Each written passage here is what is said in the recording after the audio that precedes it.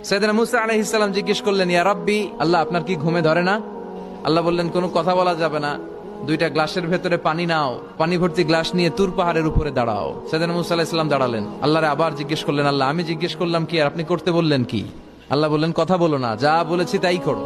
তো মুসা আলাইহিস সালাম কিছু বলতে পারে না, পানি নিয়ে দাঁড়িয়ে রইলেন। মুসা আলাইহিস সালামকে আল্লাহ বললেন, তুমি দাঁড়িয়ে থাকো আর ঘুম রে বললেন, ঘুম তুই মুসারে ধর।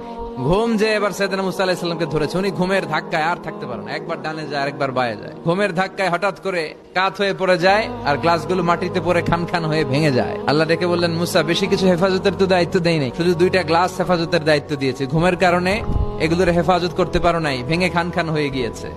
আমি যদি তোমাদের মতো ঘুমিয়ে যেতাম তাহলে পৃথিবীর সাথে সূর্য লেগে, সূর্যের সাথে চন্দ্র লেগে গোটা মহাবিশ্বটা এভাবে গ্লাসের টুকরার মতো খান খান হয়ে যেত রে মুসা। এজন্য লা তাখুযুহু সিনাতু ওয়ালা নাওম, আমার ঘুমেও ধরে না, ঘুমের আগে যে তন্দ্রা আসে ওইটাও ধরে না। সাইয়েদনা মুসা আলাইহিস সালাম জিজ্ঞেস করলেন,